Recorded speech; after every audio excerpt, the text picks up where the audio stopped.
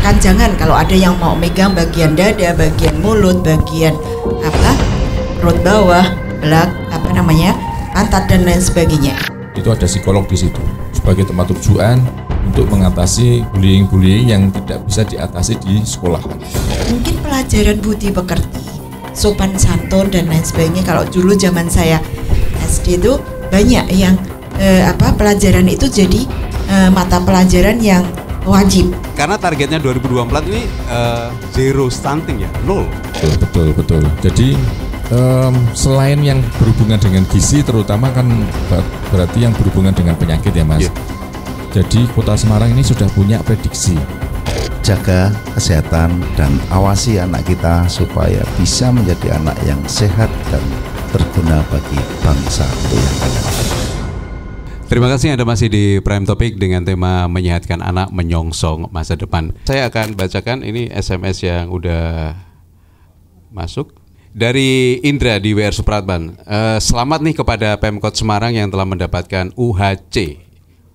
Jadi Universal Health Coverage Award 2024 ya. Salah satunya karena mencapai UHC yang 101%. Nah, kenapa ada kelebihan 1%? Siapa 1% ini penerima manfaatnya?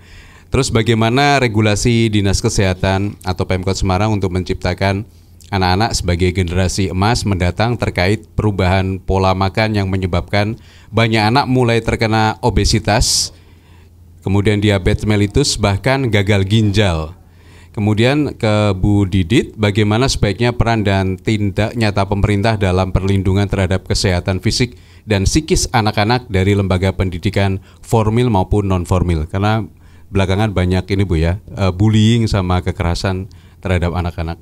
Kemudian Marwa di Pemuda, bagaimana peran Pemkot bila terjadi kekerasan pada anak terkait bullying dan abuse dari orang-orang dewasa? Bagaimana regulasinya dan kemana kalau mau melapor atau apakah ada hotline dari Pemkot? Oke, terima kasih Mas. Yeah. Ada 3 pertanyaan ya yang disampaikan ke kami. Yang pertama adalah UHC Award. 1% dari 101 itu ya karena jumlah pembaginya itu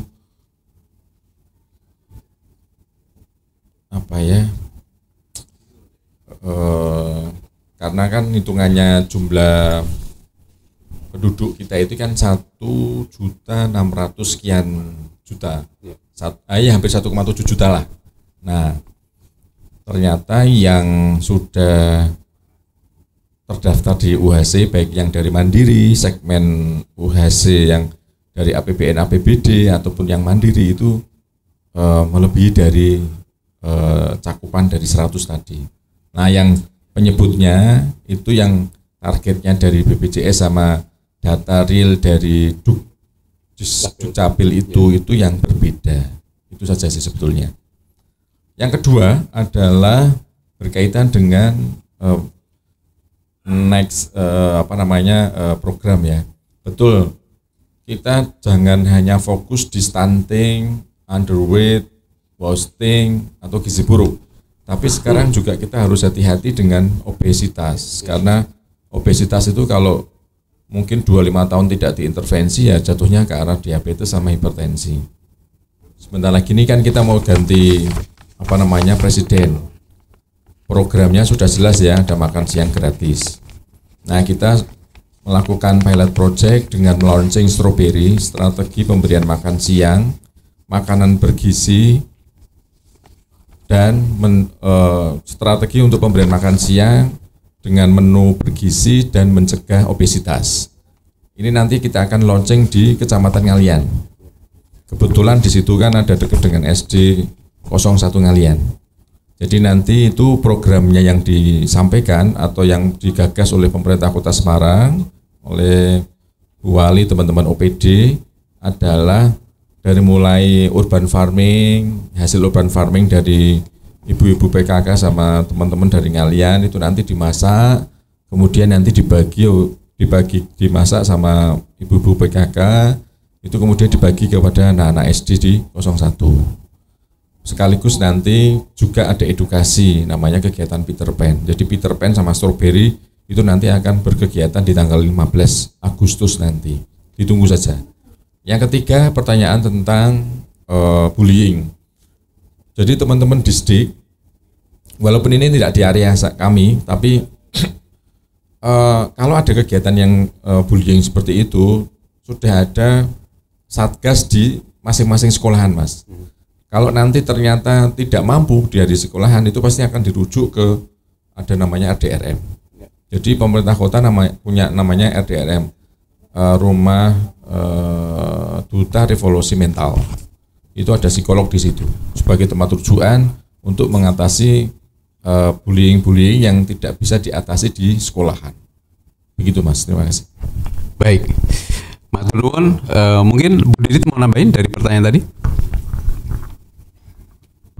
Ya, matur nuwun Pak Dendi, saya nambahin apa yang sudah disampaikan oleh Pak Hakam, terutama terkait dengan bullying maupun kekerasan pada anak-anak sekolah dan mungkin di beberapa baik itu formal maupun informal, non formal ya. Jadi memang kalau misalnya yang formal itu mungkin kita bisa mencoba untuk memberikan pelajaran terkait dengan kesehatan reproduksi. Mulai dari TK sebenarnya bisa, dari SD kesehatan reproduksi bagaimana dengan cara yang tentunya cara-cara yang sesuai dengan usia mereka. Misalnya kalau anak-anak tidak boleh katakan jangan kalau ada yang mau megang bagian dada, bagian mulut, bagian perut bawah, pantat dan lain sebagainya. Itu yang pertama. Kemudian yang kedua terkait dengan mata pelajaran. Saya kira karena kita tuh sekarang kan globalisasi dari handphone itu kan luar biasa, bahwa kekerasan, film-film terkait kekerasan maupun seksual itu gampang sekali, mudah sekali diakses. Baik itu anak sekolah, bahkan TK pun bisa. Kalau mereka salah pencet aja bisa ya. Atau di iklan-iklan sekarang kan banyak sekali, di berita-berita iklannya ada itu ya. Maksudnya ada di berita, terus kemudian ada yang masuk hal-hal seperti itu. Nah, mungkin pelajaran budi pekerti, sopan santun dan lain sebagainya. Kalau dulu zaman saya SD itu banyak yang pelajaran itu jadi mata pelajaran yang wajib dan harus diakses dan diberikan pada Ibu BP untuk Bapak guru dari BP itu untuk mengawal anak-anaknya. Saya kira itu yang penting ya, sehingga kita dengan kan mereka itu melakukan itu kan ada contohnya, biasanya ada contoh, dan contoh itu didapat dari maraknya media. Saya kira itu. Kemudian pentingnya kesehatan reproduksi mulai dari TK sampai usia dia ya sampai kapanpun saya kira bisa diberikan. Kemudian kalau yang non formal itu kan anak-anak jalanan dan lain sebagainya yang tidak tercover oleh sekolah. Nah, itu yang perlu pemikiran khusus karena mereka sangat bebas, sebebas-bebasnya mereka lepas karena orang tua yang mungkin tidak memperhatikan dan tidak ini. Saya kira memang itu butuh pemikiran dan pendekatan khusus dari adanya suatu tadi rumah-rumah yang rumah singgah yang bisa menjadi ada yang menghandle, ada yang membimbing, ada yang mendampingi. Saya kira itu perlu. Kalau di universitas kami ada, kebetulan saya juga di BKMF-nya universitas dan fakultas. Jadi BKM itu Badan Konseling Mahasiswa untuk fakultas, dan kita ada Badan Konseling Mahasiswa untuk universitas. Saya kira itu juga perlu Badan Konseling atau BPBP itu mulai dari awal sampai nanti, karena itu tidak bisa anak-anak itu kita mereka akan cerita dengan bebasnya ke kita. Enggak, kita yang harus aware, yang harus jemput bola, yang perlu tahu dari ini kok nilainya turun atau ini kok enggak. Nah, itu kita itu yang biasanya apa Bu faktornya Bu? Biasanya mereka karena kalau kami di fakultas di mahasiswa kan mereka kan kos ya. Mereka kos yang tidak biasa kos, mereka biasa dari orang tua pindah ke kos, itu mereka merupakan suatu beban tersendiri. Kemudian mereka tidak bisa bergaul dengan teman-temannya. Kemudian merasa saya kok nggak bisa, saya nggak bisa, padahal mereka sebenarnya punya kemampuan. Nah, itulah yang harusnya kita coba. Kemudian ada juga yang memang dia kena neurosis atau psikoneurosis, di mana gangguan kecemasan itu biasanya muncul. Nah, itu memang kita akan kerjasama dengan psikolog untuk mengatasi, karena banyak sekali yang melakukan barcode itu menyilet silet itu. Kemudian banyak juga yang minum obat narkoba, obat bukan narkoba, bahkan obat kayak sakit kepala tapi berlebihan gitu. Jadi hal-hal seperti itu, bahkan ada ancaman untuk bunuh diri, itu banyak juga sebenarnya. Tetapi kan biasanya kita keep ya, karena dan itu beberapa juga masuk rumah sakit karena harus mendapatkan pengobatan untuk psikoneurosisnya atau psikosisnya, kadang-kadang seperti itu. Ya, itu yang perlu kita pikirkan memang ya, mulai dari awal, karena anak-anak SD pun mungkin ada yang gangguan seperti itu, dia korban bullying. Dan kemungkinannya sangat besar Bu ya dengan kondisi sekarang Tidak pernah mau cerita, tapi kalau guru BP-nya lihat, kalau bisa melihat, mesti ada perbedaan sikap, perbedaan perilaku dari dia, kita bisa panggil, kita beri konseling begitu. Baik, kita akan rehat sejenak. Di segmen berikutnya kita akan sampaikan beberapa conclusion dari diskusi kita kali ini di Prime Topic, menyehatkan anak menyongsong masa depan. Saya ke Pak Hakam nih. Mengingat rendahnya prevalensi stunting di Kota Semarang ini, langkah apa yang perlu diambil untuk menjaga agar angka itu akan tetap seperti itu atau tambah turun, karena targetnya 2024 ini zero stunting ya. Jadi kalau ini kan nanti akhir bulan Agustus ini mau ada survei lagi, SSGI namanya. Kalau tahun 2023 kemarin SKI, ini nanti ada survei untuk status gizi Indonesia, akan dimulai di akhir Agustus ini. Mudah-mudahan sampel mungkin ngambil 1.000 atau 2.000 balita yang ada di Kota Semarang, ya sampelnya yang diambil oke lah, bagus, sehingga harapannya prosentase yang nanti muncul di 2024 juga bagus. Tapi kan kita nih sebetulnya setiap bulan melakukan yang posyandu tadi, jadi penimbangan serentak setiap bulan, datanya by name by address-nya ada Mas. Hanya kita nanti lihat berapa sih setiap bulan yang tidak atau yang mangkir, yang tidak aktif, ada berapa persen, itu nanti kita akan lihat dari sana. Nah yang tidak aktif tadi itu kita bareng-bareng sama kader, sama Pak Lurah, sama Kasih Kesos, Pak Camat, Bu Camat, itu yang kita akan datangi. Harapannya jangan sampai yang tidak datang itu malah justru yang stunting atau yang berisiko. Yang kedua, kita jangan sampai, jadi gini, 30% kita fokus di stunting, 70%-nya yang di berisiko. Mulai dari weight filtering itu adalah ke posyandu. Jadi kalau ada anak balita yang ke posyandu 2 bulan berturut-turut tidak ada naik berat badannya, itu weight filtering Mas, itu harus hati-hati. Kemudian yang underweight, yang wasting, sama yang gizi buruk. Saya kasih contoh Mas, saya tarik data dari Puskesmas Gayam Sari di 2023. Yang angka wasting, underweight, sama yang weight filtering, yang wasting itu di 2024 ini yang jadi stunting ada 20%. Yang underweight yang jadi stunting 19%, yang weight filtering yang jadi stunting ada 3%. Nah yang weight filtering itu ada 4.000 sekian. Nah ini sekarang alhamdulillah sudah mulai turun karena kita intervensi semuanya. Nah itu satu kecamatan. Bayangkan kalau kemudian di beberapa kecamatan, di 16 kecamatan wastingnya kita tarik, datanya di 2023, kemudian di head to head kan di 2024 ini yang jadi stunting berapa? Maka saya bilang 30% fokus kita di stunting, 70%-nya yang di luar stunting. Sama kemudian kita perbaiki mulai dari yang spesifik tadi, intervensi spesifik itu yang berhubungan dengan kesehatan, pemberian PMT, edukasi dan sebagainya, sama intervensi sensitif, rumah tidak layak, kesehatan lingkungan dan lain sebagainya, itu yang harus kita perbaiki. Siapa yang memperbaiki? Bareng-bareng, tidak mungkin hanya sisi kesehatan. Kemudian yang paling terakhir, seperti yang tadi saya sampaikan, sedikit lagi, beberapa bulan lagi kita akan ganti pemerintahan, ganti presiden. Maka seperti janjinya presiden terpilih, nanti akan ada makan siang gratis. Konsepnya adalah memberikan makanan bergizi. Jangan sampai nanti ada remaja yang anemia, baik itu yang fokus di putri, sama kemudian jangan sampai ada yang obesitas. Ini yang harus kita pertahankan, jangan sampai nanti kita menghadapi 2045 banyak juga malah justru PTM-nya tinggi. Kasusnya DM, hipertensi, obesitas itu tidak bisa kita kendalikan. Demikian Mas, terima kasih. Baik, Pak Agam matur nuwun. Tapi sebenarnya ada beberapa kasus misalnya kayak penyakit anak DB itu kan lumayan tinggi juga. Sebenarnya sudah ada vaksinnya kalau nggak salah, Pak. Betul. Jadi selain yang berhubungan dengan gizi, terutama kan berarti yang berhubungan dengan penyakit ya Mas. Jadi Kota Semarang ini sudah punya prediksi. Ada 16 yang sudah kita prediksi, termasuk yang salah satu diantaranya DB. Jadi kita punya peta kerentanan antar wilayah, kecamatan, kelurahan, bisa kita lihat. Teman-teman puskesmas juga saya suruh untuk buat per RW.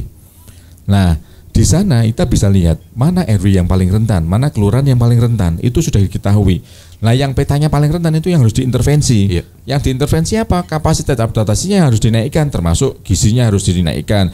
Kemudian cakupan imunisasinya harus 100%. Kemudian lingkungannya harus bersih, STBM, PHBS itu harus tinggi semuanya. Supaya apa? Angka DB-nya rendah. Dibandingkan dengan 2-3 tahun yang lalu Mas, kemudian dibandingkan dengan kabupaten kota yang lain se-Jawa Tengah, tahun 2024 ini angka DB kita itu jauh lebih turun.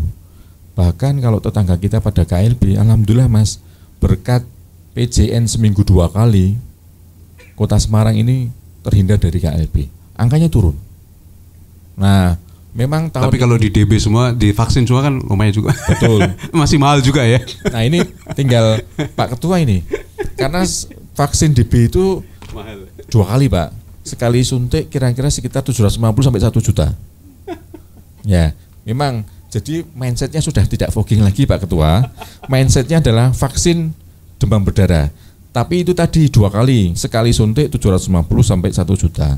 Nah, kira-kira kemampuannya berapa ini? Saya tinggal nanti ya biar hitung-hitung dulu Pak Ketua. Pak Ketua dan itu. Gitu. Baik, saya ke Bu Didit, Bu, rekomendasi apa dari akademisi ini untuk meningkatkan pendidikan kesehatan bagi orang tua dan masyarakat? Iya, matur nuwun Pak Dendi. Jadi sebenarnya itu pendidikan kesehatan itu kan dimulai dari keluarga. Ya. Bagaimana keluarga itu bisa memaintenance anak-anak, kemudian dirinya sendiri, kemudian mungkin yang ada ikut di situ juga ya, ada mungkin bapak, ibu atau siapapun, dan kemudian kalau bisa satu keluarga itu harus punya timbangan. Timbangan itu kan murah ya. Kalau pulsa itu kan kalau kita paling 50 kali timbangan itu 125 aja sudah dapat. Kalau seandainya bisa semua punya timbangan seperti tadi yang disampaikan Pak Hakam, nanti dia akan tahu bagaimana ini masuk ke berat badan kurang atau berat badan lebih dan lain sebagainya, sehingga dideteksi sejak awal. Balita itu juga tidak ada yang obesitas dan tidak ada yang kurang gizi. Nah, setelah itu untuk punya pengukur tinggi badan itu juga murah ya kan.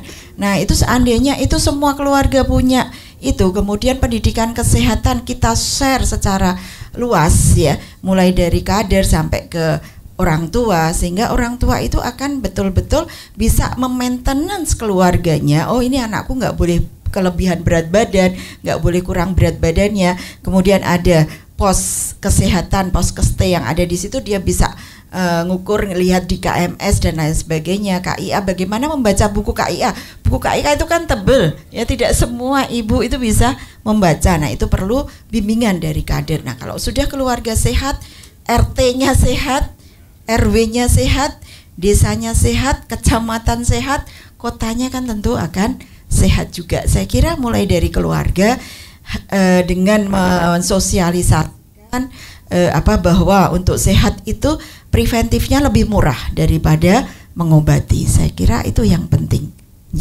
Baik, terima kasih Bu Didit.